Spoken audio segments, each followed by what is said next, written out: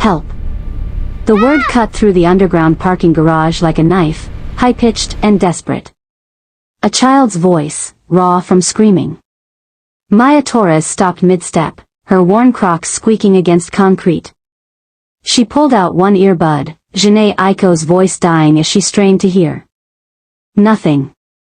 Just the hum of fluorescent lights and the distant sound of Seoul traffic filtering down from the street above. She'd been awake for 19 hours. Her scrubs were stiff with dried blood from the trauma patient in Bay 3. Her feet throbbed, her back ached, and her mind kept replaying the moment they'd called time of death on the 7-year-old in Bay 1. A little boy, hit by a motorcycle on his way home from Hagwon. They'd worked on him for 43 minutes while his mother wailed in Korean outside, words Maya didn't understand but grief she knew intimately. Maya had clocked out 10 minutes ago.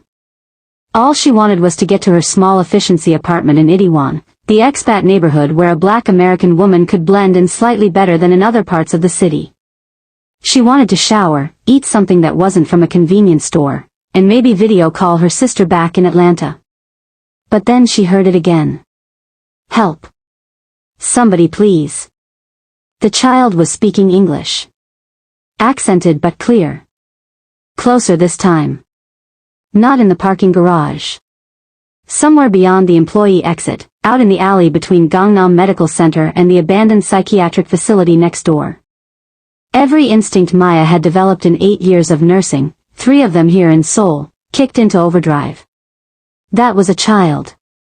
Terrified. In pain or danger or both. She should call hospital security. Should let someone else handle it. The ajumma at the security desk spoke barely any English, but Maya could make herself understood. Could point, could gesture, could make them investigate. But the little boy from Bay 1 flashed in her mind. The way his mother had collapsed. The way Maya had stood there, useless despite her medical degree and training, unable to do anything but watch another family shatter. She couldn't save that child.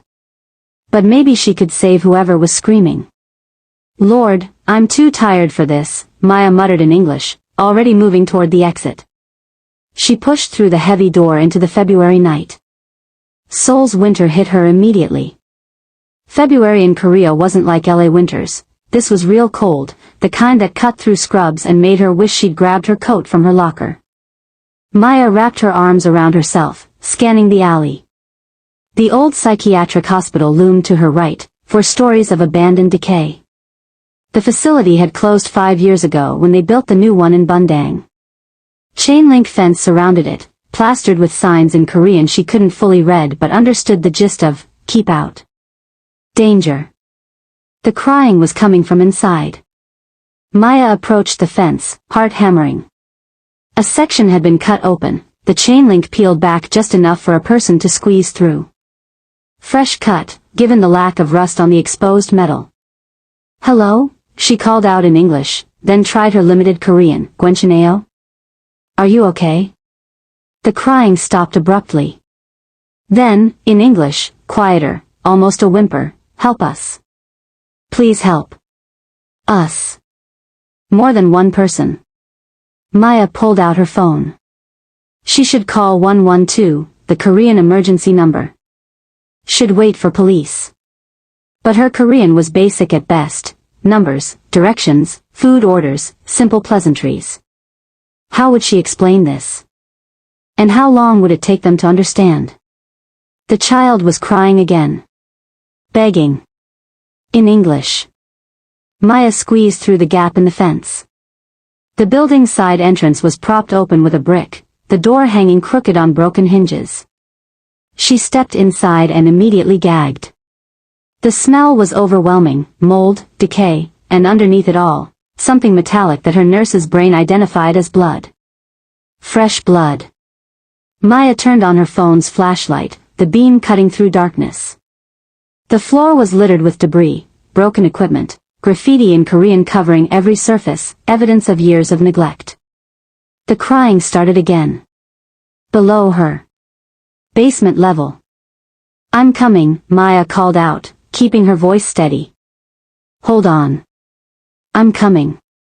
She found the stairwell and descended carefully. Each step groaned under her weight. The smell got worse, blood, definitely, and something else. Fear. She'd smelled it 1,000 times in the ER. The basement opened before her, a vast space of industrial decay. And in the far corner, illuminated by a single camping lantern, was a scene that stopped her heart. A man, chained to an exposed pipe. Korean, late 20s, wearing what had once been an expensive suit. His face was destroyed, left eye swollen shut, right eye barely open, lips split and bleeding, nose clearly broken. Blood soaked through his white shirt. His hands were shackled above his head at an angle that had to be excruciating.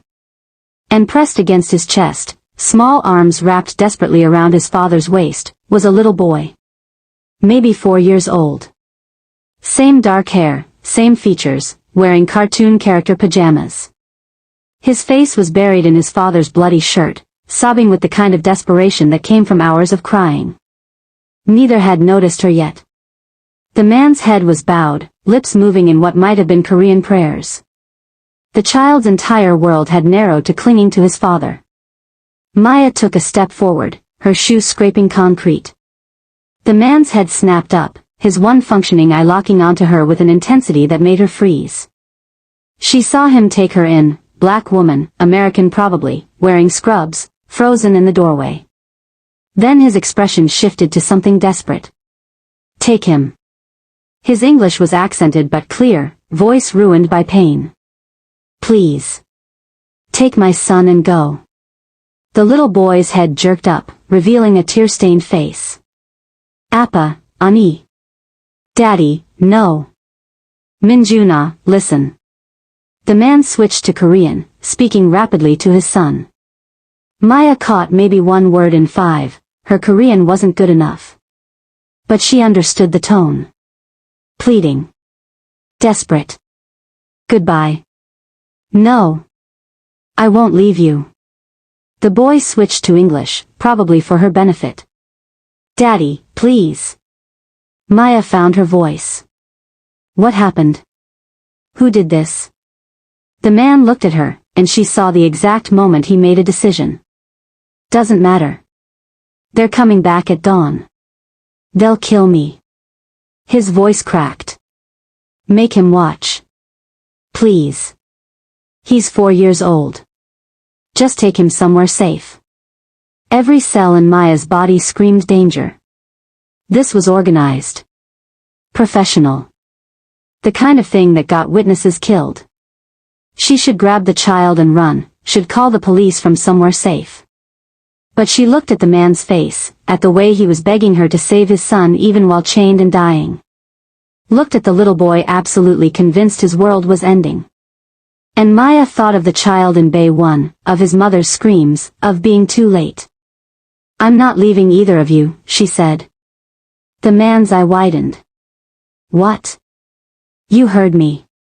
Maya set down her purse and moved closer, already in assessment mode.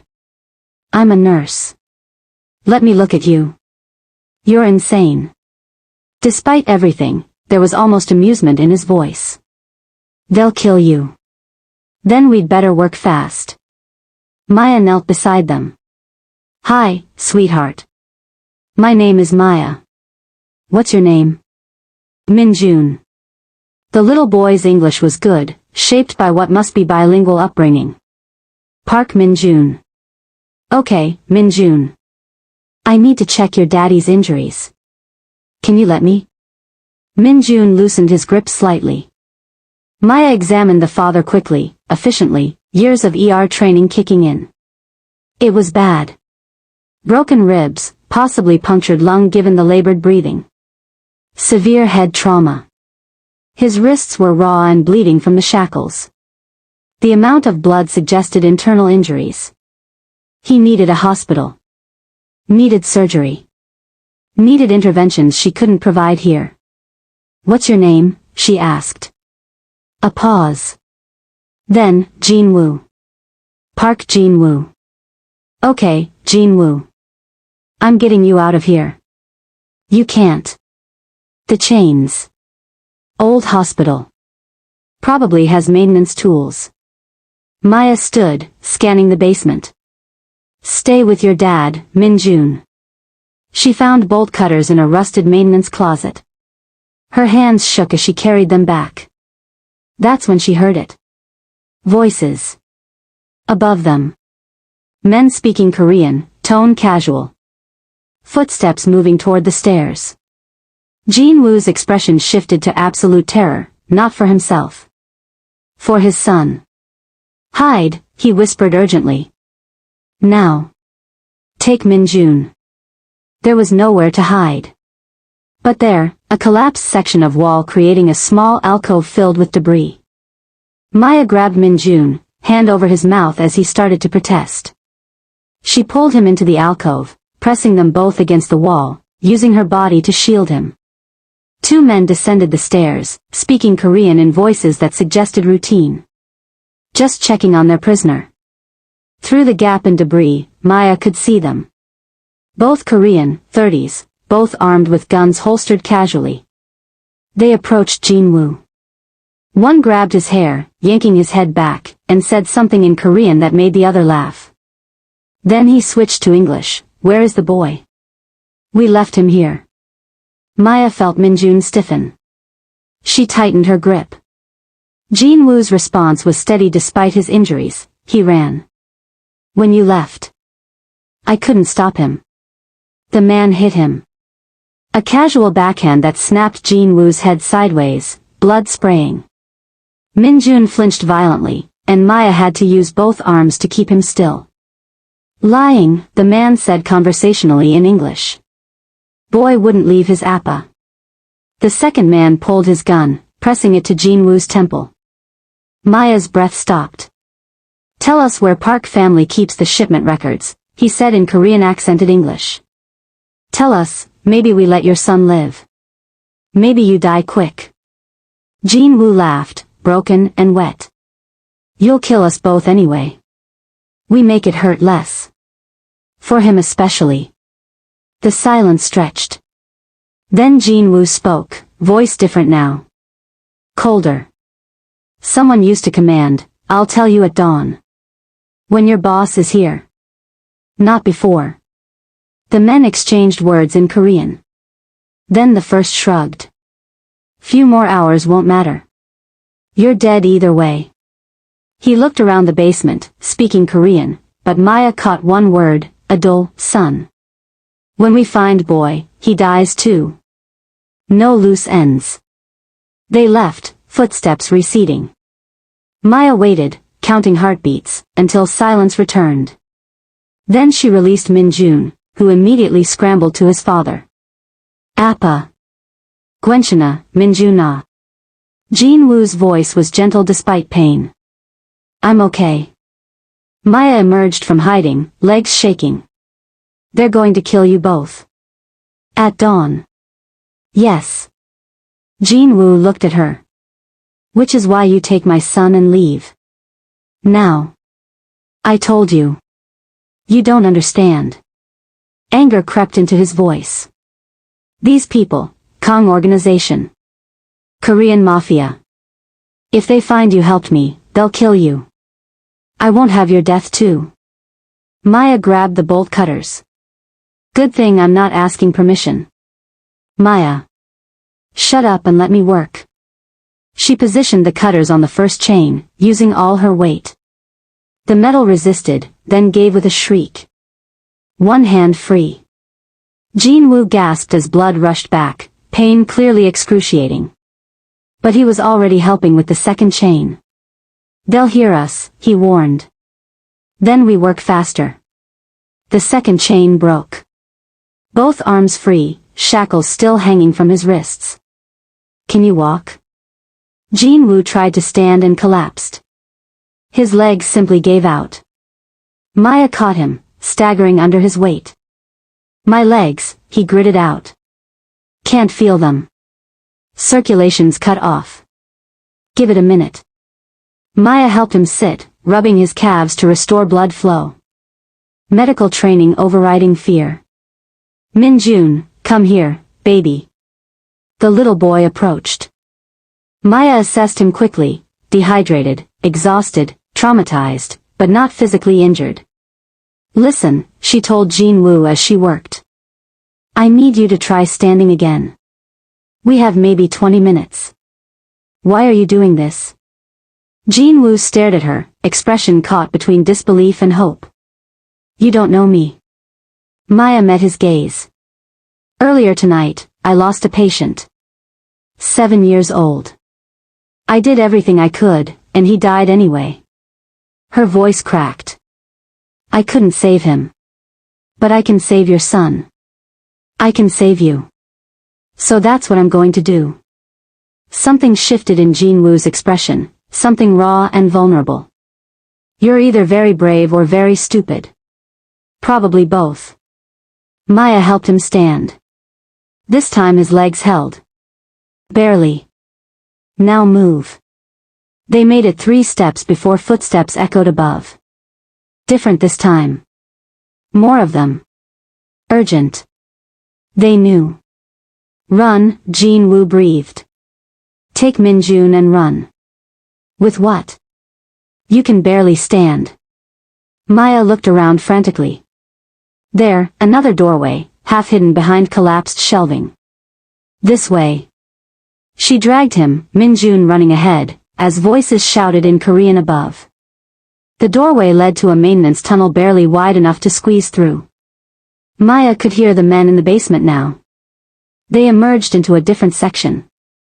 And there, a window at ground level, blocked from outside view by overgrown bushes.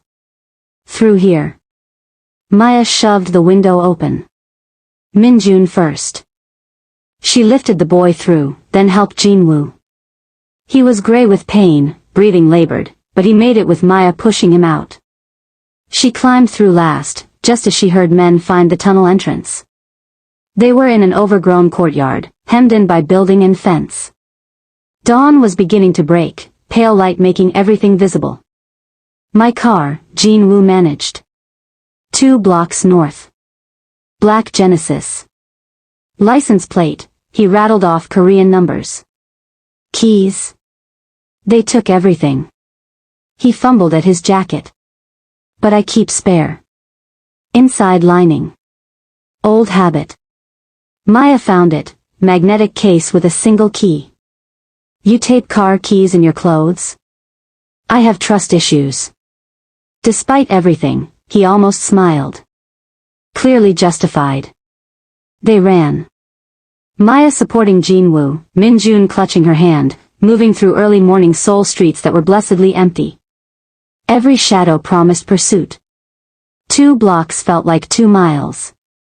But then they were there, sleek black Genesis sedan. Maya helped Jin-woo into passenger seat, buckled Min-jun in back, then ran to driver's side. Her hands shook so badly it took 3 tries to start the engine. Where? She asked, pulling into traffic. Forcing herself to drive normally. Your place, Jin-woo said. Wherever you live. Somewhere they won't look. Not yet. My apartment? Maya's voice rose. You want me to bring you to my apartment? Unless you have better idea. Jin-woo's head lolled against window. I need to make calls. Get my people. But not until I know it's safe. Until I know who betrayed me. Betrayed you? They knew where I'd be. Knew I'd have Min-jun. His voice was fading. Someone in my organization sold me out. Until I know who, I can't trust anyone.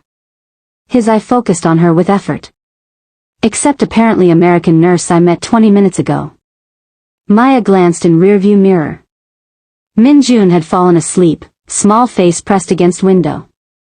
What have I done? She whispered. But she kept driving, navigating Seoul's early morning streets toward Itaewon, toward her tiny apartment, away from the hospital and the abandoned building and the life she'd had an hour ago. She'd crossed a line. There was no going back.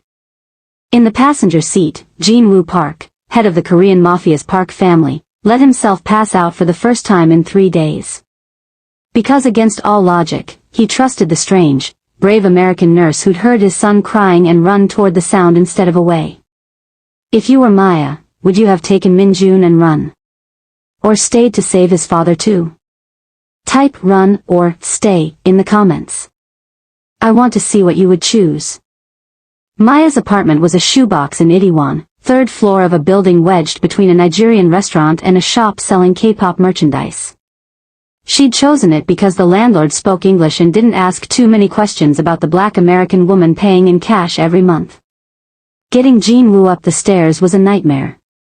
He could barely walk, leaning heavily on her, each step accompanied by a pained hiss through his teeth.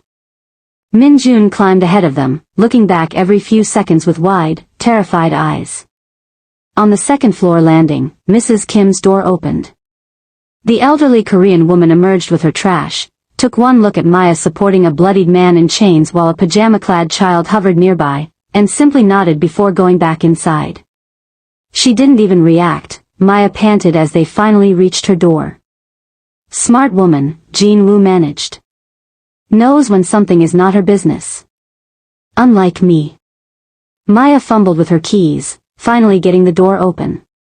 Her apartment was exactly what you'd expect from a nurse's salary in Seoul. Efficiency studio with a bed that folded into the wall, tiny kitchenette, bathroom barely big enough to turn around in. Functional. Clean. Impersonal except for a few photos of her family back in Atlanta taped to the wall. Maya helped Jin-woo to her small couch, really more of a love seat, and he collapsed onto it with a groan. Min-jun immediately climbed up beside him, pressing against his father's side. Okay. Maya locked the door, threw the deadbolt, then stood there trying to think clearly through the adrenaline crash. Okay. First aid. I need to assess your injuries properly. She pulled out the substantial first aid kit she kept under her sink. Working in a Korean hospital had taught her to be prepared. Language barriers meant she couldn't always explain what she needed quickly. Min-jun, she said gently, kneeling in front of the little boy. I need to check if you're hurt anywhere. Can you tell me if anything hurts? The child shook his head, then said in English, I'm not hurt. They didn't hurt me. They only hurt Appa. They only hurt Daddy, Jin-woo translated unnecessarily, switching to Korean to speak to his son. Whatever he said made Min-jun reluctantly move aside. Maya started her assessment. The closer she looked, the worse it got. Broken ribs for sure, she counted at least 3 when she palpated his chest. His breathing was shallow and labored on the left side. Punctured lung, possibly. The swelling in his face suggested severe concussion. His wrists were a mess of torn skin and bruising. You need a hospital, she said flatly. You need imaging, probably surgery. I can't. No hospital. Jin-woo's voice was absolute. They'll find me. Find us. You could die. I could die faster in hospital. He caught her hand as she reached for another bandage. Please. I know what I'm asking. But if they find me before I know who betrayed me, they'll finish what they started. And they'll kill Min-jun to tie up loose ends. Maya looked at the little boy, now curled up at the end of the couch, watching them with huge eyes that had seen far too much. Fine, she said. But I'm treating this like field medicine. You do what I say, when I say it. Understood? Understood. She worked methodically, cleaning wounds, applying bandages, setting up an improvised fort using supplies she'd borrowed from the hospital over the months. The saline would help with the dehydration at least. Her phone buzzed. The hospital. Calling to ask where the hell she was for her shift that started in 3 hours. Maya stared at the caller ID, then declined it. Jin-woo had been watching. You're missing work. Yeah. They'll fire you. Probably. Maya focused on taping the 4-line to his arm. Not much I can do about that now. I can pay you. Whatever you were making, I'll triple it. Compensation for. I don't want your money. Her voice came out sharper than intended. I didn't do this for money. I'm not some, she stopped herself. Some what? Jin-woo asked quietly. Nothing. Forget it. But Maya could feel heat in her cheeks. She'd been about to say charity case, about to reveal the assumption she was already fighting, that this Korean mafia boss would see her as some poor foreign nurse who needed saving with his money. "You think I'm trying to buy you off," Jin-woo said, reading her anyway. "I'm not. I'm trying to take care of debt. In my world, debts must be repaid. You saved my life, saved my son. That's not something money can actually repay, but it's all I have to offer right now." Maya sat back on her heels, studying him. Even destroyed, even barely conscious, there was something commanding about him. The way he held himself, the way he spoke, this was someone used to power, to having his words carry weight. "What exactly do you do?" she asked. "I mean, I know you said Mafia, but what does that actually mean?" "It means I run the Park family operations in Seoul. Import, export, entertainment businesses, protection. Some of it legal, much of it not." He didn't try to sugarcoat it. "It means I'm not a good person, Maya. The men who did this to me, they're criminals. But so am I. They tortured you in front of your son." "Yes. That makes them worse." Something shifted in Jin-woo's expression. "Most people don't see gradations. Criminal is criminal. Most people haven't spent 3 years working in a Korean ER." Maya returned to bandaging. "I've seen what real monsters do. You don't read as a monster. You've known me for less than an hour. And you've been chained and bleeding for most of it. People's true selves come out under duress." She met his gaze. "You begged me to save your son and leave you to die. That tells me what I need to know." Before Jin-woo could respond, her phone rang again. Different number this time. Maya answered without thinking. "Maya? It's Dr. Chen." Her supervisor, speaking in the careful English he used with foreign staff. "You didn't show up for shift. This is 3rd time this month. I'm sorry, but we have to let you go. Come pick up your final check when convenient." The line went dead. Maya stared at her phone. 3 years in Seoul. 3 years of 12-hour shifts, of learning medical Korean, of navigating a healthcare system that sometimes made her feel completely lost. 3 years of sending money home to her mom, of video calls with her nieces, of building a life in a country that would never fully see her as belonging. Gone just like that. "I heard," Jin-woo said quietly. "I'm sorry. Not your fault." Maya set down her phone, forced herself to keep working. "I made my choice. Still. You lost your job because of me. I lost my job because I chose to help someone who needed it." She finished the last bandage, sat back. "That's on me, not you." Min-jun had been quiet this whole time, watching them. Now he spoke up in Korean, asking his father something. Jin-woo responded, then translated for Maya. "He wants to know if you're going to leave us now that you lost your job because of us." Maya looked at the little boy, at his tear-stained face and the way he was trying so hard to be brave. She thought about the child from the ER, the one she couldn't save. Thought about all the times she'd felt helpless, useless, too late. "No, baby," she said directly to Min-jun, "I'm not leaving. I promise." The relief on the child's face nearly broke her heart. "You shouldn't make promises you can't keep," Jin-woo said, but his voice was gentle. "I don't." Maya stood, wiping her hands. "Now you need to rest. That 4 will take a couple hours to run. I'll make some food." "Min-jun, are you hungry?" The little boy nodded shyly. "Okay. Let me see what I have." Maya moved to her kitchenette, opening cabinets. Not much, some ramen, eggs, rice, kimchi. The usual. "Can you eat spicy food, Min-jun?" "He can eat anything," Jin-woo said. "But maybe not too spicy right now. His stomach is probably upset." Maya made mild ramen and eggs, watching as Min-jun devoured it with the desperation of a child who hadn't eaten in too long. Jin-woo couldn't eat much, but he managed some broth. When did they take you? Maya asked. 3 days ago. Jin-woo leaned back against the couch, exhausted. I was leaving Min-jun's taekwondo class. They grabbed us in the parking garage. Brought us to that building. 3 days. Maya felt sick. They held you for 3 days? The first day was just me. They kept asking about our shipping routes, our contacts, our ledgers. Jin-woo's voice went flat.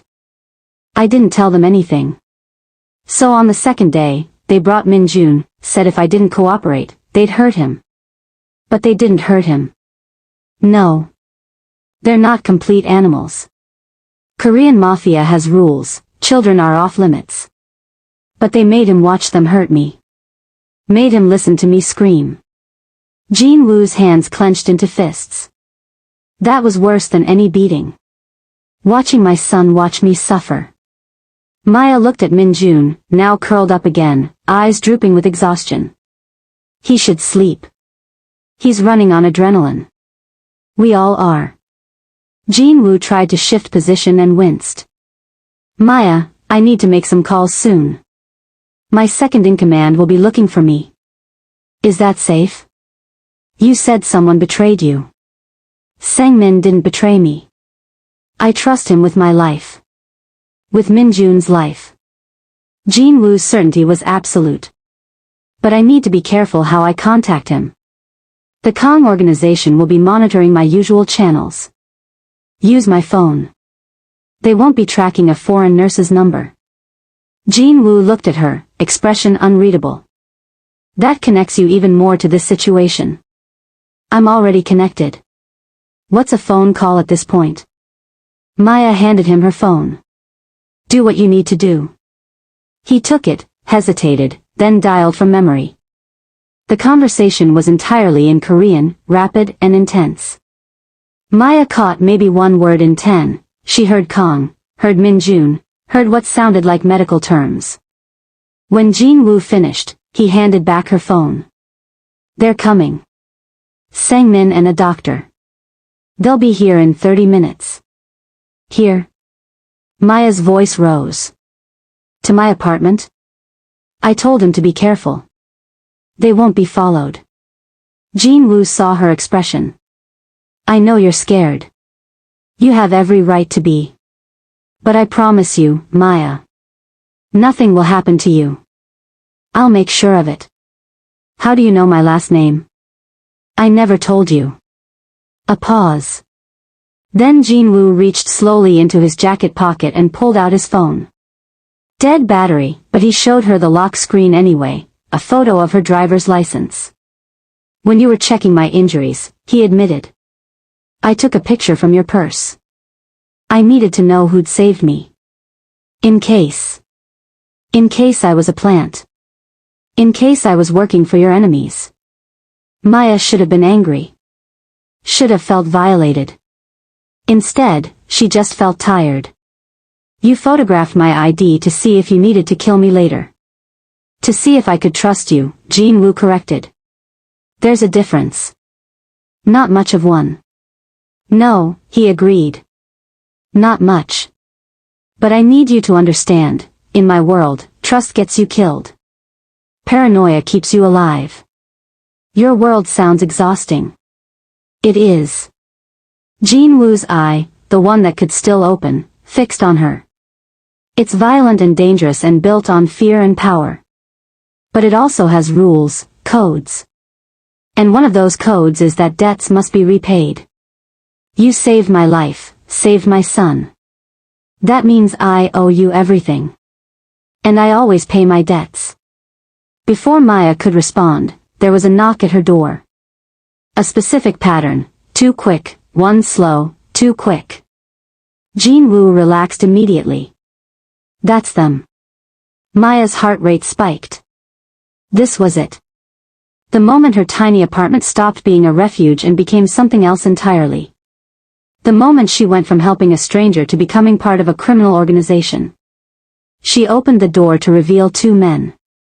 The first was older, maybe 45, with silver-threaded hair and eyes that took in everything with the efficiency of someone trained to spot threats. He assessed the scene, Jin-woo on the couch, Min-jun asleep beside him, Maya standing defensive by the door, and spoke rapid Korean. The second man was younger, carrying a medical bag, already moving toward Jin-woo with professional focus. Maya, Jin-woo said, switching to English. This is Sang-min, my second in command. And Dr. Yoon. They're here to help. Sang-min turned to her, and Maya felt the full weight of his assessment. He was evaluating her, deciding if she was a threat, an asset, or a liability to be eliminated. When he spoke, his English was perfect, accent barely noticeable. You're the one who saved him. Thank you. You've done the Park family a great service. I didn't do it for your family, Maya said, hating how her voice shook slightly. I did it because he was hurt. Because his son was crying. Something flickered in Sang-min's expression. Surprise, maybe. Or respect. Even so, you have our gratitude. And our protection, should you need it. What I need is for all of this to be over. Maya wrapped her arms around herself.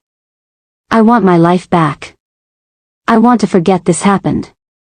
I'm afraid that's not possible, Sang-min said, not unkindly. The moment you helped our boss, you became part of this situation. The Kong organization will be looking for whoever rescued him. When they find you. They won't, Jin-woo's voice cut through, commanding. Because she's going to disappear for a while. Under our protection. Safe house until this is resolved. Excuse me? Maya stared at him. I'm not disappearing anywhere. This is my life, my apartment. Your funeral if you stay here. Jin-woo tried to sit up, winced. Maya, listen to me. The Kong organization is ruthless. They will find out who helped me. They will come here, and they will hurt you in ways you can't imagine. Just to send me a message. I won't let that happen. So what, I just abandon everything? My apartment, my life, go into hiding because you made enemies? Yes. No apology, no softening. Just hard truth. That's exactly what you do. Because the alternative is dying painfully, probably while I'm forced to watch. And I've seen enough death this week.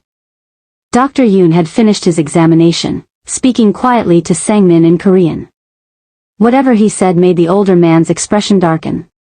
Sang-min turned to Jin-woo, switching to English for Maya's benefit. You need surgery. That rib punctured your lung partially. You're bleeding internally. We need to get you to our facility immediately. After we secure her, Jin-woo said, nodding toward Maya. She goes to safe house first. Full security detail. Then you can cut me open. Boss, with respect, you could die. And she will die if we leave her unprotected. Jin-woo's tone left no room for argument. My priority is clear. He looked at Maya, and she saw the absolute certainty in his face. He meant it. He would risk his own life to make sure she was safe first. It should have terrified her. This criminal, this dangerous man, making her safety his priority. Instead, Maya felt something else entirely, a recognition that Jin-woo Park, for all his violence and power, understood something fundamental about debt and honor that most people had forgotten. Pack a bag, Sang-min said to her. Enough for a week. We leave in 5 minutes. I'm not. Yes, you are. Jin-woo's voice, though weak, carried complete authority. Please, Maya. I'm asking you to trust me one more time. Let me protect you the way you protected my son. Maya looked at Min-jun, still sleeping, small face peaceful for the first time since she'd found him. Looked at Jin-woo, barely conscious but still trying to take care of everyone else. Looked at Sang-min and Dr. Yoon, waiting for her decision. She'd already lost her job. Already crossed too many lines to pretend she could just walk away. 1 week, she said finally. I'll give you 1 week to figure this out. Then I want my life back. All of it. And you leave me alone forever. Agreed. Jin-woo extended his hand, the movement clearly painful. Maya shook it, feeling the roughness of his palm, the strength even in his injured state. 1 week. You have my word. She packed quickly. Clothes, toiletries, her laptop, phone charger. The essentials of a life being temporarily abandoned. When she emerged from the bathroom, Dr. Yoon was already working on Jin-woo, replacing her improvised 4 with professional equipment, preparing him for transport. He might not make it, might he? Maya asked Sang-min quietly in English. The surgery is serious. Sang-min's expression was grim. Very serious. But he survived worse. He's too stubborn to die. Especially now. What does that mean?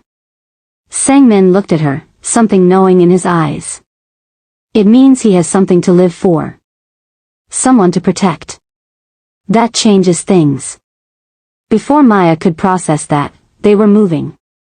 Jin-woo was loaded onto a stretcher, where they'd gotten it, Maya had no idea, and carried down the back stairs by Sang-min's men. Maya followed with Min-jun, who'd woken up confused and scared until she'd promised again not to leave him. 2 black SUVs waited in the alley. Jin-woo was loaded into one with Dr. Yoon. Maya and Min-jun were directed to the other with Sang-min. As they pulled away from her building, Maya watched her apartment disappear in the side mirror. 3 years of her life in Seoul, reduced to a rearview image. Where are we going? She asked. Gangnam, Sang-min said. Safe house. Luxury building with security. You'll be comfortable there. And Jin-woo? Medical facility in Bundang. Private clinic we own. Dr. Yoon is the best thoracic surgeon in Korea. If anyone can save him, it's Yoon. Min-jun pressed against Maya's side, and she put her arm around him automatically. The little boy looked up at her and said in careful English, "You promised not to leave." "I promised," Maya confirmed. "And I keep my promises. Appa will be okay?" Maya thought about Jin-woo's injuries, about the surgery he needed, about all the ways this could go wrong. She should hedge, should be realistic. Instead, she said, "Your Appa is very strong. He's going to fight very hard to come back to you." It wasn't a lie. Not exactly. It was hope, wrapped in truth. Min-jun seemed satisfied with that answer, leaning his head against her. Within minutes, the exhaustion finally caught up with him and he fell asleep. Sang-min was watching them in the rearview mirror. He's already attached to you. He's traumatized. I'm the first safe thing he's latched onto. Maybe. Sang-min's tone suggested he thought it was more than that. Or maybe he recognizes something in you. Something his father recognized too. And what's that? Someone who runs toward danger instead of away from it. Someone brave enough to care when caring could get them killed. Sang-min pulled onto the highway, headed south. That's rare in our world, Miss Torres. Rare enough to be valuable. And dangerous. Maya didn't have a response to that. She just held Min-jun closer and watched Seoul pass by the window, wondering what exactly she'd gotten herself into. And in the other SUV, speeding toward a private surgical facility, Jin-woo Park clutched his phone and thought about the American nurse who'd heard his son crying and hadn't walked away. The woman who'd lost her job, risked her life, promised his son she wouldn't leave. The woman he absolutely could not afford to care about, but already did. He closed his eyes as Dr. Yoon increased the sedatives, and his last conscious thought was, 1 week. I have 1 week to make this right. To give her back everything she lost and more. 1 week to prove I'm worth the risk she took. The safe house was in Gangnam, tucked into a luxury high-rise that probably cost more per month than Maya made in a year as a nurse. The apartment itself was stunning, floor-to-ceiling windows overlooking Seoul's glittering skyline, hardwood floors, modern furniture that looked like it belonged in a design magazine, kitchen with appliances Maya didn't even recognize. Nothing like her shoebox in Itaewon. Make yourself comfortable, Sang-min said, setting her bag down. Everything is stocked, food, toiletries, whatever you need. You have security outside at all times. Two men, rotating shifts. So I'm a prisoner, Maya said flatly. You're a guest. An honored one. Sang-min moved to the door. But yes, for your safety, you need to stay here until we resolve the situation with the Kong organization. How long will that take? Depends. Could be days. Could be weeks. He paused. Miss Torres, I understand this is difficult. But the boss was right, you're a target now. We'll keep you safe. And when this is over? When this is over, you can return to your life. You have my word. Sang-min bowed slightly, a gesture of respect. The boss will want updates on his son. May I tell him Min-jun as well? Maya looked at the little boy, who'd curled up on the expensive couch, thumb in his mouth, finally looking like the 4-year-old he was instead of a traumatized witness. Tell him Min-jun is safe. And tell Jin-woo to focus on surviving that surgery. Something flickered in Sang-min's expression. I will. Thank you, Miss Torres. For everything. Then he was gone, and Maya was alone in a luxury prison with a sleeping child who wasn't hers. She explored the apartment, taking inventory. 3 bedrooms, each with ensuite bathrooms. Living area that could fit her entire studio. Kitchen fully stocked with food, Korean staples, but also Western items. Someone had thought ahead. In the master bedroom closet, she found clothes. Women's clothes. Her size. Designer labels she recognized from window shopping in Myeongdong but could never afford. They'd planned this. Known exactly what she'd need. It should have comforted her. Instead, it made her skin crawl. This was the efficiency of organized crime, the ability to predict, to plan, to control every variable. Her phone rang. Unknown number. She almost didn't answer. But something made her pick up. Maya. Jin-woo's voice, weaker than before but alive. I'm about to go into surgery. I needed to call you first. Why? The word came out sharper than intended. Because if something goes wrong, if I don't make it, I need you to know something. Maya's throat tightened. Jin-woo. Let me finish. His breathing was labored, drugs or pain or both. You gave me hope. For the first time in years, someone helped me without wanting something. Without being paid or threatened. You just helped because it was right. That's not. In my world, that doesn't exist. Everyone has an angle. Everyone wants power or money or leverage. But you risked everything for a stranger. For my son. You're either incredibly stupid or incredibly brave, and I think it's the second one. Maya sat on the edge of the bed, hand pressed to her mouth. When I heal, when this is over, I'm going to repay this debt. I'm going to give you back your life. Better than before. Safer than before. You saved me, Maya Torres. And I don't forget that. Ever. Just survive the surgery, Maya managed. We can talk about debts later. A soft laugh. Stubborn. Yeah, I've been called that. A pause. Okay. I'll survive. For you. For Min-jun. I'll survive. The line went dead.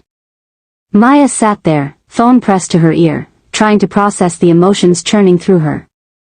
Fear for this man she barely knew. Anger at the situation. And something else, something dangerous and complicated and absolutely insane. Care. She cared if he lived or died. Hours crawled by. Maya tried to watch TV, couldn't focus. Tried to read on her phone, couldn't process the words. Finally she just paced, wearing a path in the expensive hardwood. Min-jun woke around noon, disoriented and scared until he saw her. Then he relaxed, asking in Korean where his father was. Maya's Korean wasn't good enough for complex explanations. She managed, Appa, doctor. Surgery. He's okay. Min-jun seemed to understand. Or maybe he was just too tired to push. Hungry, he said in English.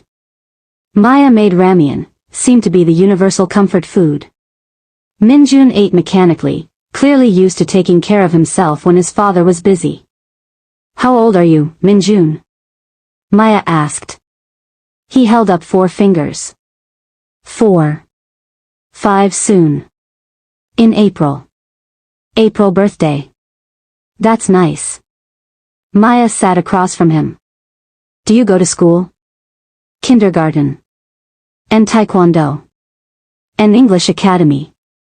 He counted on his fingers. Appa says I need to learn everything.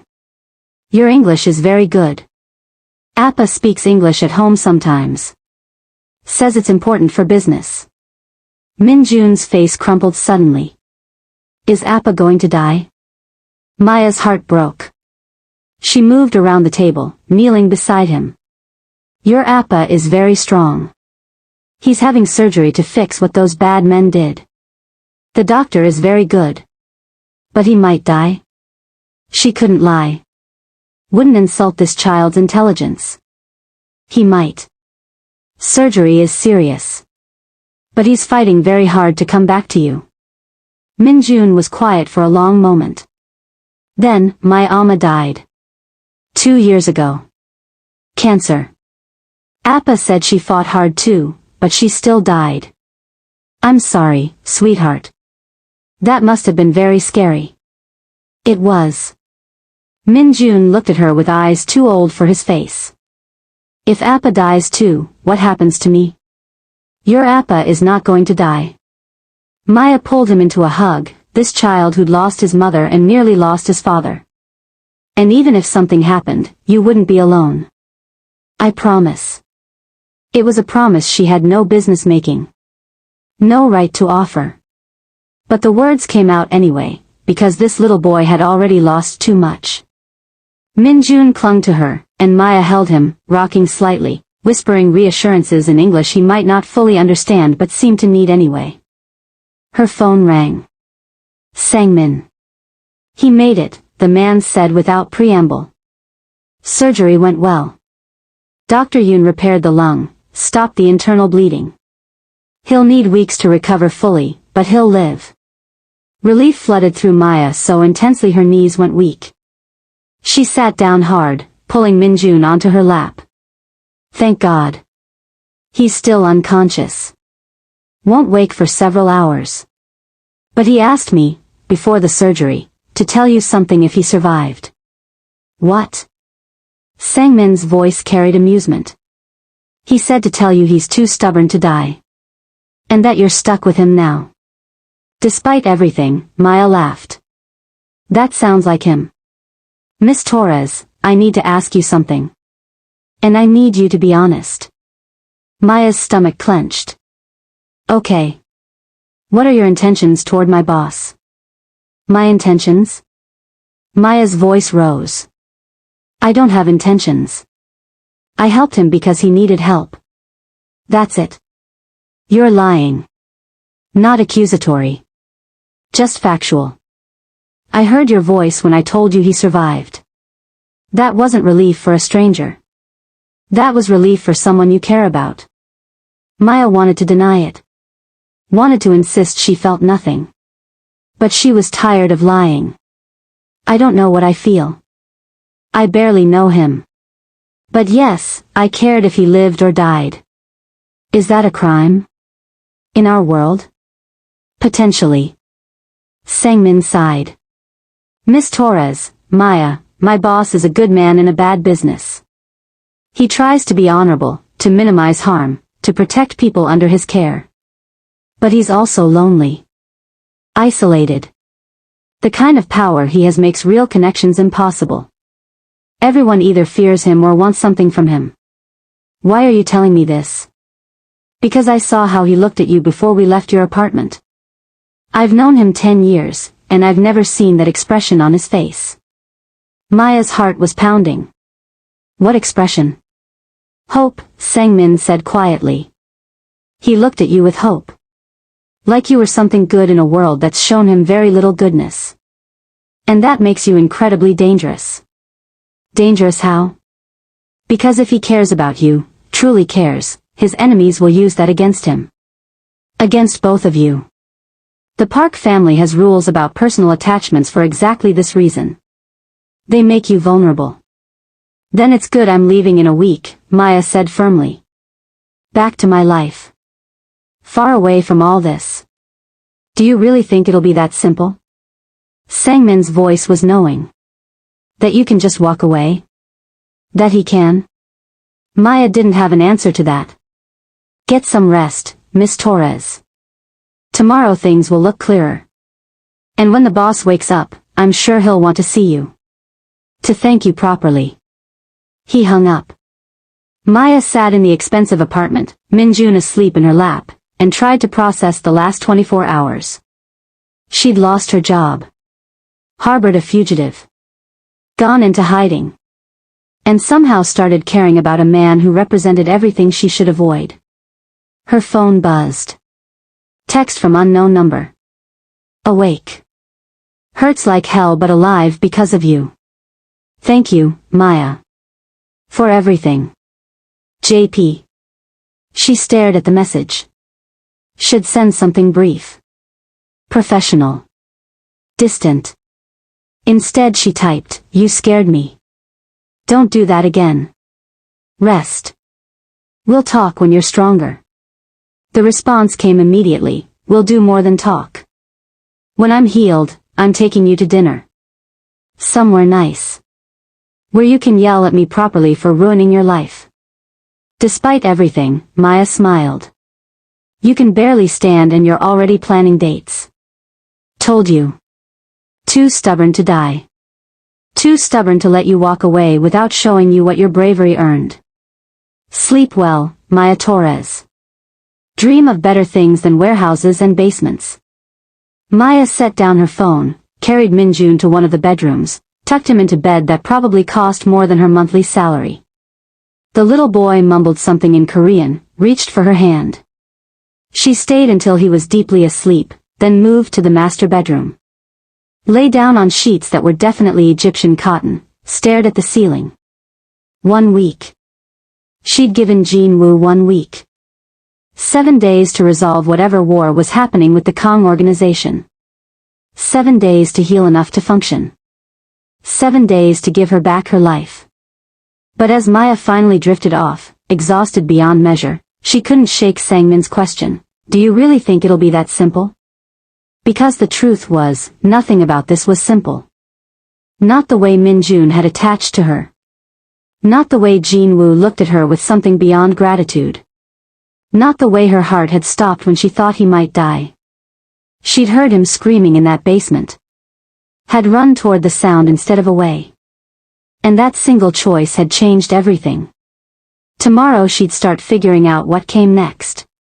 How to navigate this new reality where mafia bosses owed her debts and enemies lurked in shadows. But tonight she just let herself feel the relief that he was alive. That her choice had mattered.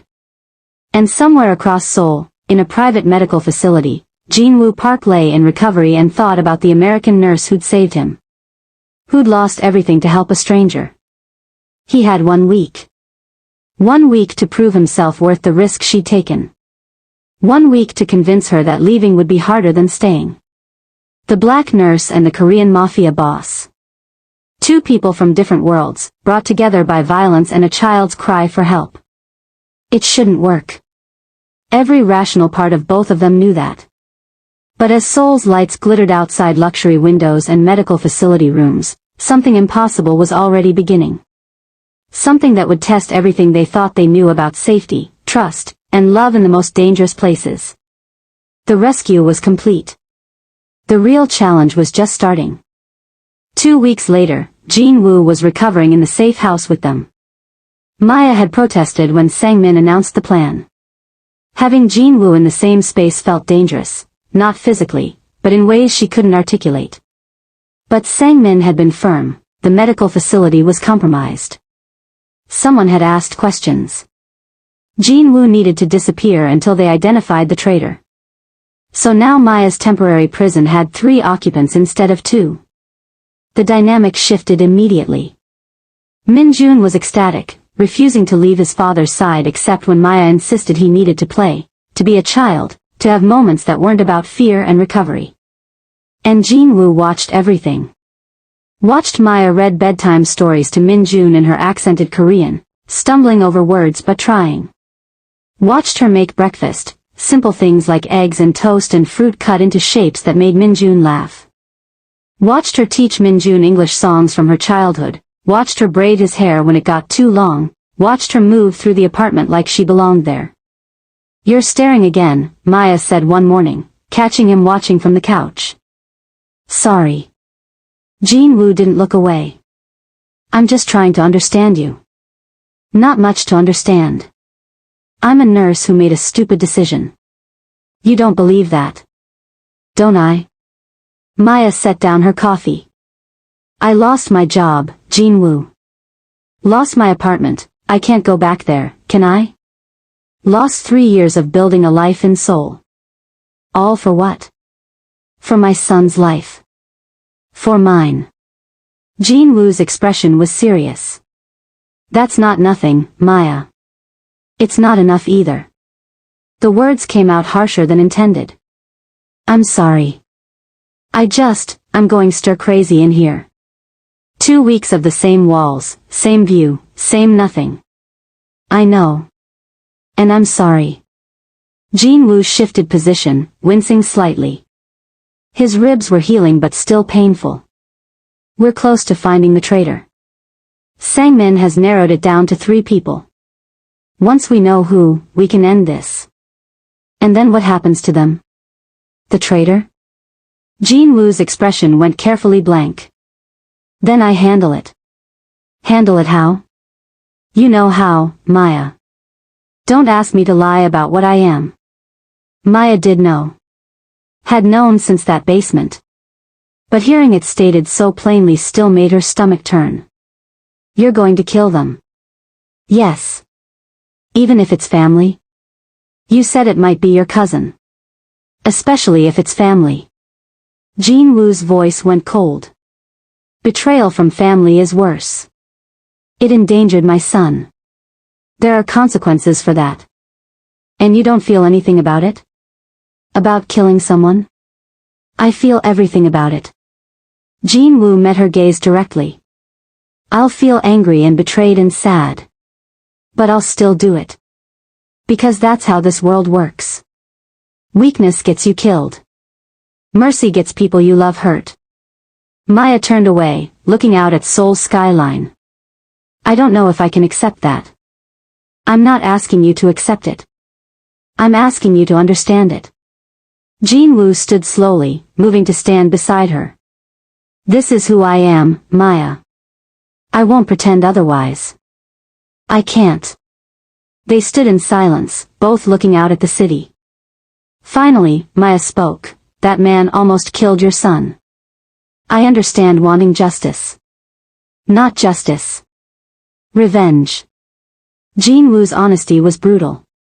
"There's a difference." Before Maya could respond, Min-jun ran into the room, holding up a drawing. "Look. I drew our family." Both adults turned.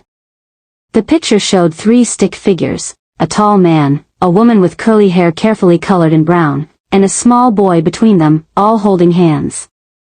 Above them, Min-jun had written in careful English letters, "My family."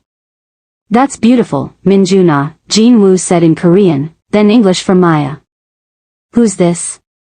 "That's Appa, that's Maya same, that's me." Min-jun pointed to each figure proudly. "We're family now." Maya's heart clenched. "Min-jun, sweetheart. Maya takes care of me like Amma did," Min-jun continued, oblivious to the tension. "She reads stories and makes food and doesn't leave even when she's sad. That's what families do. That's what Amma did." Jin-woo looked at Maya, expression unreadable. "Min-juna, why don't you go play in your room for a bit? I need to talk to Maya about grown-up things." The little boy left reluctantly, clutching his drawing. Once he was gone, Jin-woo spoke quietly. "He's attached to you. More than I realized." "I know. I didn't mean for that to happen. I know you didn't. But it did. Jin-woo moved closer. Maya, when this is over, when you leave, it's going to hurt him. A lot. He's already lost his mother. If he loses you too. I know that. Maya's voice cracked. Don't you think I know that? But what's the alternative? I stay here forever? Play house with a crime lord and his son? Pretend this is normal? Would that be so terrible? The question hung between them. Maya stared at him, searching for signs he was joking. Found none. You can't be serious. Why not? Jin-woo asked. You've already lost your job because of me. Your apartment isn't safe to return to. You have no family in Korea, no real ties keeping you anywhere specific. Why not stay? Because this isn't real. Maya's voice rose. This is trauma bonding and Stockholm syndrome and proximity. We barely know each other, Jin-woo. Then let's fix that. Jin-woo's intensity was overwhelming. Ask me anything. I'll answer honestly. No more secrets between us. Maya's mind raced. Finally, why was Min-jun with you that night? When they took you? What kind of father brings his 4-year-old son to something dangerous enough to get kidnapped? Jin-woo flinched but didn't look away. His babysitter canceled last minute. My mother was visiting family in Busan. I had no one else I trusted, so I brought him to what should have been a routine check on one of our businesses. A restaurant we protect. It should have been safe, 30 minutes, in and out. I thought, his jaw clenched. I was wrong. They were waiting for us in the parking garage. What happened to his mother? Min-jun mentioned cancer but not much else. Ovarian cancer. Diagnosed stage 4, gone 6 months later. She was 31. Jin-woo's voice went rough. I couldn't save her. Spent millions on treatments, flew in specialists from America, from Germany, from everywhere. Nothing worked. I had all this power, all this money, all these connections, and I couldn't save my own wife. I'm sorry. That must have been. It broke something in me, Jin-woo interrupted. Soo-yeon was good. Better than me, better than this life. She wanted me to go legitimate, to leave the family business. I kept promising her I would. Kept putting it off because there was always one more thing to handle, one more crisis. One more reason to wait. And then she was gone, and I'd wasted all our time together on promises I never kept. Maya saw the grief, still raw after 2 years. Saw the guilt. Is that why you can't leave now? The family business? Partly. Also because my father built this empire before he died. If I walk away, everything he worked for dies too. The people who depend on us, our legitimate employees, the families we protect in our territory, they'd be vulnerable to worse people than me. The Kong organization doesn't have rules about hurting children. They don't care about protecting neighborhoods or helping people. You make it sound noble. But you're still a criminal. Yes. No attempt to justify or explain. I am. I run protection rackets and smuggling operations and things I won't tell you about because they'd make you look at me differently. But I also employ 300 people legally. I fund scholarships for kids in Itaewon and Gangnam. I make sure elderly Koreans in our territory don't get scammed by other gangs. I'm not noble, Maya. I'm complicated. And I'm asking if you can live with that complication. Everything about you is complicated. Is that bad? Maya didn't answer. Couldn't answer. Because the truth was, she was starting to care about this complicated, dangerous man who loved his son fiercely and honored his debts and looked at her like she was something precious and rare. That night, everything changed. Sang-min called just after midnight.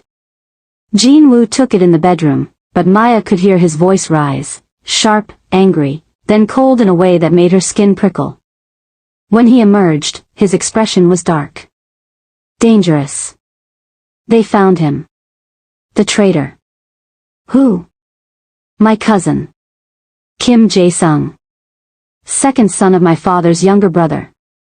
Jin-woo practically spat the words. Family. He sold us out for money and a promise of territory from the Kong organization. Told them where I'd be, when I'd have Min-jun with me. Told them everything. What are you going to do? What I have to. Jin-woo moved to the closet, started pulling out clothes, all black, practical. Sang-min has him. I need to go handle this personally. You're not healed enough. I'm healed enough for this. Jin-woo's voice was ice. This has to be me, Maya. Has to be family dealing with family. It's the code. If I send someone else, I look weak. If I look weak, more people die. More people betray. This is how we survive. Maya watched him dress, watched him transform into someone else. Not the father who read bedtime stories in 2 languages or the patient who let her fuss over his bandages. This was the crime lord. The head of the Park family. The man people feared. When you come back, she said quietly, will there be blood on your hands?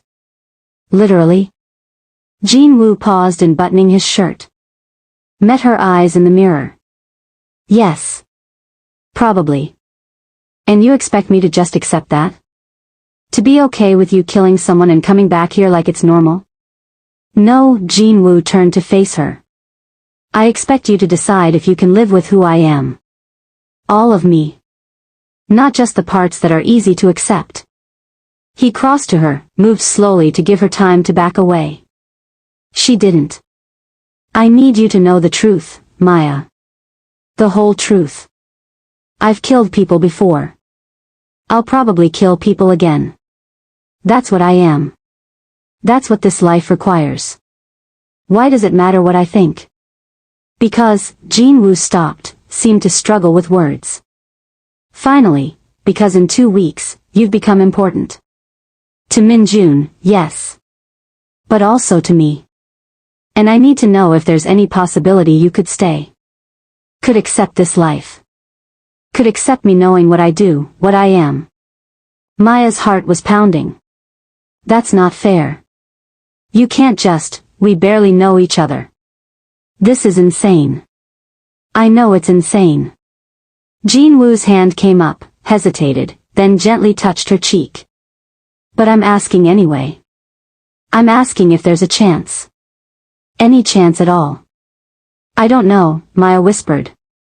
I don't know what I feel or what I want or if any of this can work. That's honest. I'll take honest. Jin-woo's thumb brushed across her cheekbone. I have to go. But Maya? When I come back, we're having a real conversation. About all of this. About what happens next. About whether you stay or go. No more avoiding it. He left. Maya stood alone in the apartment, shaking. Sang-min's men came to increase security. 2 more guards outside the door, 1 in the lobby.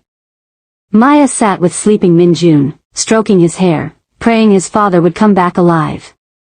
Hours crawled by. 1 a.m. became 2, then 3. Maya paced the apartment, checking her phone obsessively even though she knew Jin-woo wouldn't call during something like this. At 3:47 a.m., she heard the door open. Jin-woo came in, moving stiffly. There was blood on his shirt, spattered across the collar and sleeves. Not his blood, based on how he was moving. His hands were clean, but Maya could see traces of red under his fingernails.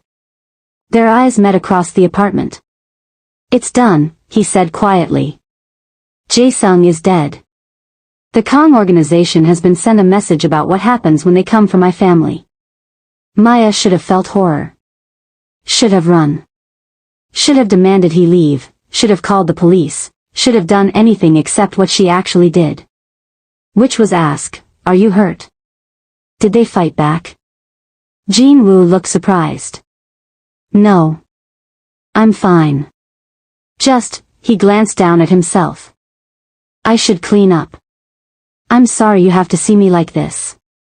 Bathrooms this way. Maya found herself moving toward him. You need help with the bandages? Make sure you didn't tear anything open. Maya, you don't have to. I'm a nurse, Jin-woo. Blood doesn't scare me. She met his eyes. Even when it's from this.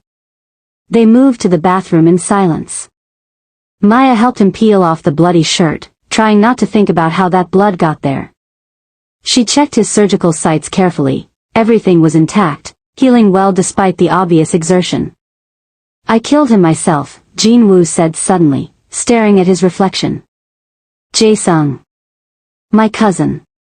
I looked him in the eyes while Sang-min held him, and his voice cracked. He begged, Maya. Said he was sorry. Said the Kong organization had threatened his family, his children. That he didn't have a choice. Did you believe him? Yes. And I still did it. Jin-woo's hands gripped the sink edge. Because he endangered Min-jun. Because in our world, there are consequences. Because if I'd shown mercy, it would have been seen as weakness, and more people would have died. Maya finished cleaning the blood from his skin, his neck, his hands, the spatter that had reached his collarbone. Her touch was gentle despite the horror of what he'd done. I know what you are, she said quietly. I've known since that basement. Since I heard Min-jun crying and found you chained like an animal and still trying to save your son instead of yourself. And? Jin-woo turned to face her. What does that mean? Can you live with what I am? I don't know, Maya admitted. But I also don't know if I can walk away. Min-jun calls me family. He draws pictures of the three of us together. He asks me to stay, to read one more story, to promise I won't leave like his mother did. And me? Jin-woo asked. What do I make you feel?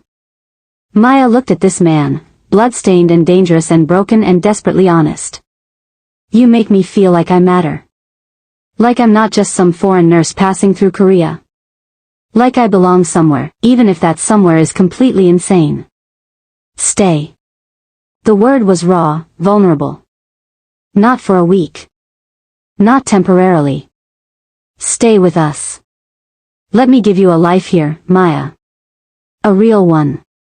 Protected and safe and owned by the Mafia? Protected by me, Jin-woo corrected. I'm not asking you to join the organization. I'm asking you to be part of my family. Min-jun's family. Mine. Let me take care of you the way you took care of us when we had nothing, when we were helpless. This is crazy. I know. We barely know each other. Then let's change that. Jin-woo stepped closer. Give me time, Maya. Give us time. See if this thing between us is real or just trauma and circumstances. Maya should say no.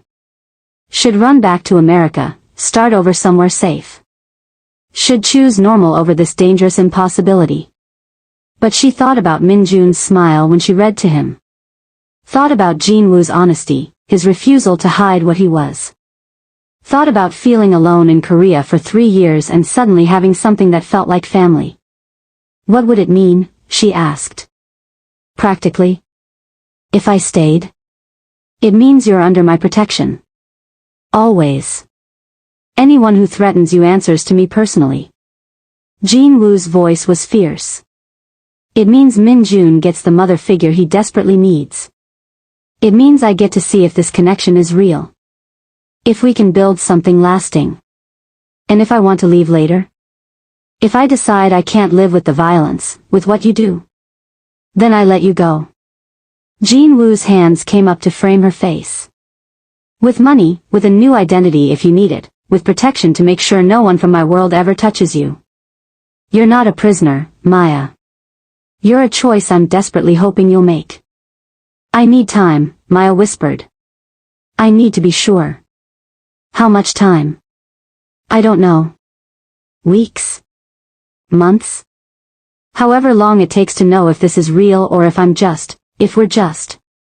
Jin-woo kissed her.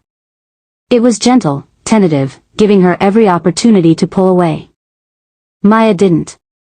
Instead, She leaned into him, her hands coming up to grip his shoulders. When they finally broke apart, both breathing hard, Jin-woo rested his forehead against hers. I haven't felt this in years, he said quietly. Not since Soo-yeon died. This hope. This possibility of something good in all the darkness. I'm scared, Maya admitted.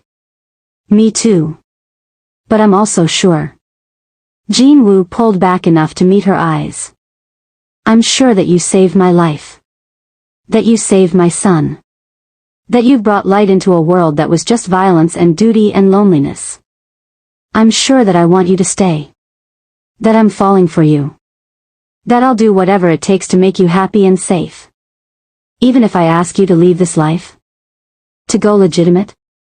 Jin-woo hesitated. I can't promise that. Not immediately. But I can promise to try. To start transitioning the family business to legitimate operations. To protect you and Min-jun above everything else. To be honest with you, always, about what I'm doing and why. It should have been a deal breaker. Should have been proof they couldn't work. But Maya heard what he wasn't saying, that he'd spent years promising his dying wife he'd change and never following through. That he wouldn't make promises he couldn't keep. That his honesty, brutal as it was, meant something. Okay, she said. Jin-woo's eyes widened. Okay? I'll stay. Not forever, not with promises I can't keep.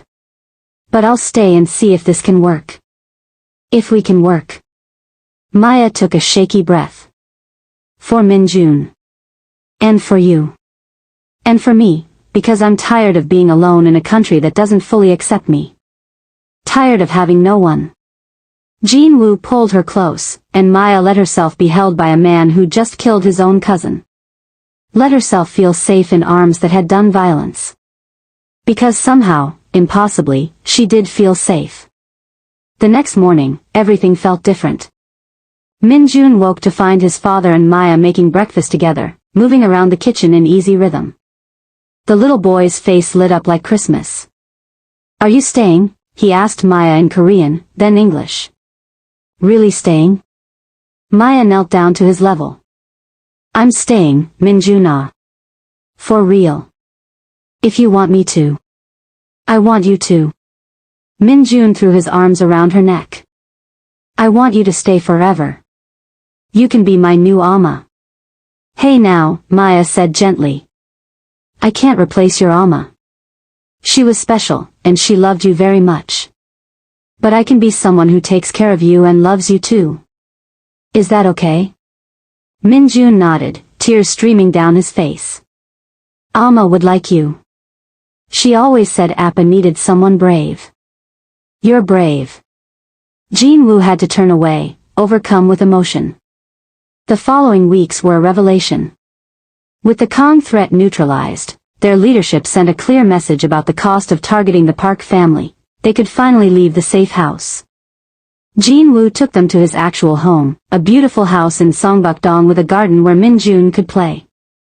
He introduced Maya to his mother, who flew back from Busan and spent an hour grilling Maya in rapid Korean before finally smiling and declaring her strong enough for my stubborn son.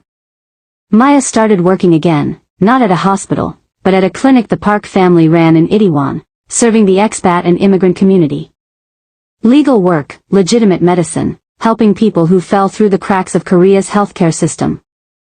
She learned more Korean, picking up fluency from necessity and immersion. Learned to navigate Jin-woo's world, the business dinners where she was introduced as his partner, the family gatherings where his organization's leaders assessed her with respect and curiosity. And slowly, carefully, Jin-woo began keeping his promise. Legitimate businesses expanded. Illegal operations started transitioning or shutting down. It would take years, he warned her. But he was trying. 3 months after that night in the safe house, Jin-woo took Maya to dinner. Somewhere nice, as he'd promised. A restaurant overlooking the Han River, private room, incredible food. I need to tell you something, he said over dessert. Maya's heart clenched. Okay. I'm in love with you. Jin-woo's directness was characteristically blunt. I think I started falling that first night, when you refused to leave Min-jun in that basement. When you risked everything for strangers. But I know for sure now. I love you, Maya Torres. And I want to build a life with you. A real one. Maya's eyes filled with tears. I love you too. I think I'm crazy for it, but I do. Will you marry me? The question hung in the air. Maya stared at him. I know it's fast, Jin-woo continued, pulling out a small box. Inside was a ring, simple, elegant, perfect. But I also know what I want. I want you in my life. In Min-jun's life. Permanently. I want to make this official, make you family in every way that matters. Yes, Maya said, laughing and crying at once. Yes, you complicated, impossible man. I'll marry you. Jin-woo slipped the ring on her finger, then kissed her like she was oxygen and he'd been drowning. When they got home, Min-jun was still awake, supposed to be sleeping but clearly waiting up. Did you ask her? He demanded in Korean. Did she say yes? She said yes, Jin-woo confirmed. Min-jun hooped, then launched himself at Maya. Now you're really my family. Now you can't leave. I'm not leaving, Maya promised, holding him close. I'm staying right here with you and your appa. Forever. That night, after Min-jun finally fell asleep, Maya stood in the doorway of his room, watching him. Jin-woo came up behind her, wrapping his arms around her waist. Thank you, he said quietly. For what? For hearing him cry. For running toward the sound instead of away. For being brave enough to save us both. Jin-woo pressed a kiss to her temple. For choosing us. Choosing this life. Maya leaned back against him, looking at the little boy who'd become her son in every way that mattered. I think maybe you all saved me too. I was so lonely here, Jin-woo. So tired of being the outsider, the foreigner, the temporary. And then I found you too, and suddenly I had a reason to stay. A place to belong. You'll always belong here, Jin-woo promised. With us. You're home now, Maya. And looking at Min-jun sleeping peacefully, at the ring on her finger, at the life she'd built from one moment of crazy bravery, Maya realized it was true. She was home. The black American nurse and the Korean Mafia boss. The little boy who needed a mother. The family built from violence and screaming in the dark. It shouldn't have worked. Every rational part of her knew that. But love rarely made sense. And sometimes the best things in life came from the most unexpected places. Maya had heard a child crying and run toward the sound. That single choice had changed everything. And she wouldn't change it for the world.